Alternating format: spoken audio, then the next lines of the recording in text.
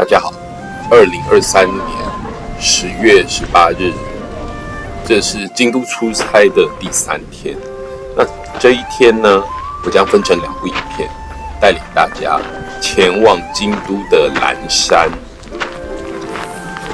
从天龙寺开始，沿着竹林小径，然后之后到后面往北走，参访各个寺庙，看看美丽的秋天的京都。这部影片将会到午餐结束。结束上午的晨跑，说真的，前一天跑了鞍马山非常的疲劳。但是你看看这个天空美丽的样子，所以还是跑去跑步了。那到岚山一定要去岚殿这边打车。那我曾经在2014年的时候来过这里，这家药局，我那时候住在这里，然后这边的东横，然后因为每天都早出晚归，参加研讨会早出晚归，然后就特别发现了，终于有一家有开的药局，然后买到了要帮朋友带回去的药妆。那这个非常有特色的这个岚殿，紫色的小火车就在路面上这样子跑。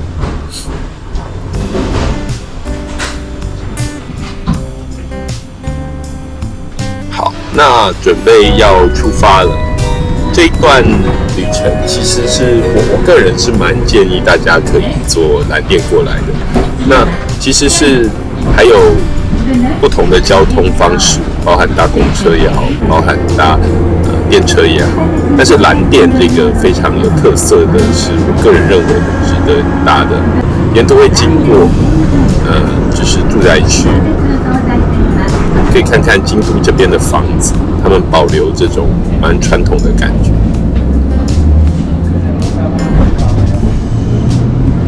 京都是一个对我来说蛮有感情的一个地方，当然不是说，当然就是包含最早出国来开研讨会就先到这里，然后还有曾经参加过京都的马拉松，也是我第一个海外的马拉松，然后他就绕着市区各个经典的景点这样子经过。那当然也有跑过这个岚山地区，跑过去的时候岚殿就在旁边跑，这样子非常的有特色。好，那现在已经抵达了这个车站，车站附近有很有特色的一些商店。好，那往前走。现在这个时候10月，我个人蛮喜欢这个时候过来的，它温度不会太凉，然后算舒服。然后，但是只是说这个红叶才刚开始变色。那往前走，很快就会到这个天龙寺这个门口。这个天龙寺这个门口进来以后呢，当然就是非常有日式庭园的感觉。然后走在这个碎石头上面，这种沙沙的声音很有趣。那它里面也有很多这种，就是它其实有好几个寺庙在里面，在这个旁边这2侧，应该说右侧。好，那我要进去天龙寺之前呢，我先左转到一个非常重要的地方，就是宝岩院。宝岩院呢，平时是不对外开放的神秘禅修道场。那它1年只开放2次，就是春秋的特别拜观，1年之中就是在春季的3月到6月的这个青绿跟青枫，还有秋季的红叶跟叶枫，这2个时间会特别拜观。这个神秘的庭院，它是叫做狮子吼之庭。室町时代呢，多次出使中国的侧彦周良禅师所设计的回游式山水庭园。那狮子吼在这个佛教术语中呢，它是说佛陀说法如狮子咆哮，能震慑并唤醒众生。这一座庭园，它的设计理念就是让来访者漫步其中时，听着风声、鸟鸣、水声，一种大自然的佛法来洗涤、疗愈疲惫的心灵。那我们在庭园中呢，会看到散落许多巨大的天然谷叶，其中有一块就是巨大的形似一头巨狮蹲伏的狮子眼。那在巨狮还有地上的这个翠绿青苔跟四周环绕的枫叶，就是这个宝岩院最具代表性的一个标志。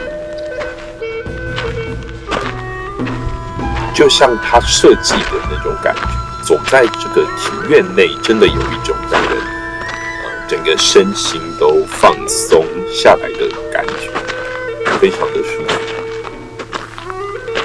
而且也没有什么游客，是蛮不错的。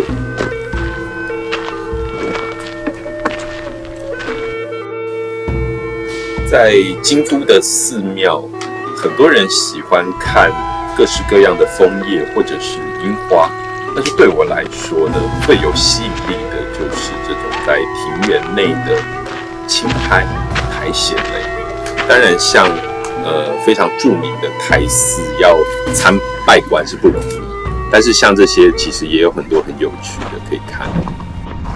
那走回天龙寺这边呢，我是到另外一个就是弘源寺，它也是属于天龙寺的塔头寺院，平时不对外开放，所以它就是跟宝岩院一样，有就是特别拜馆时期哦。那刚好它也是两个寺庙有一个套票，所以一定要进来看看。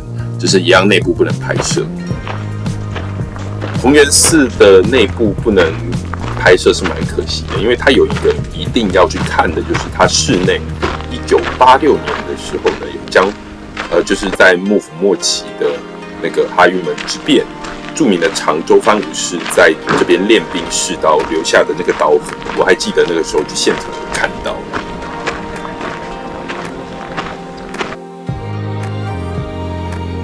那已经进来天龙寺了，只是可惜刚刚的室内的部分是没有办法拍的。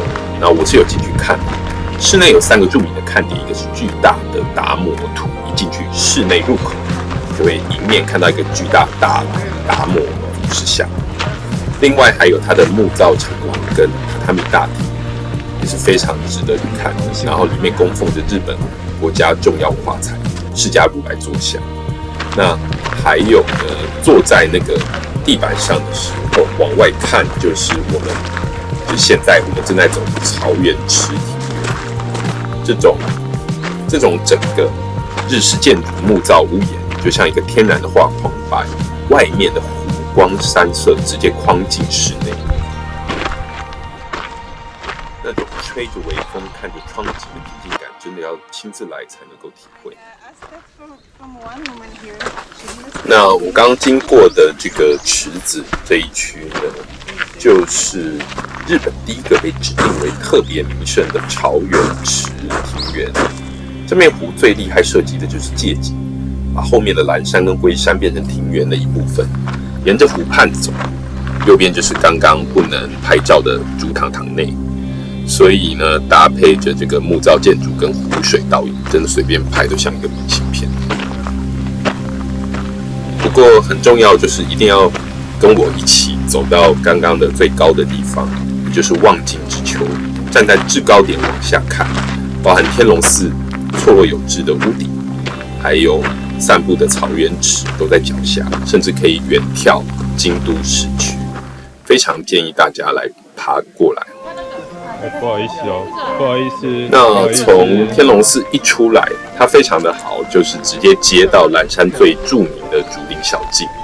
只是这个竹林小径，通常就是像现在这样，已经算是人很少，大部分都是人满为患哦，非常难拍照的。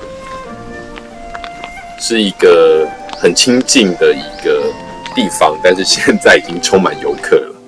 那很多人会停在路中央，因为路不大，很多人停在路中央拍照的时候就被挡住，就是很麻烦。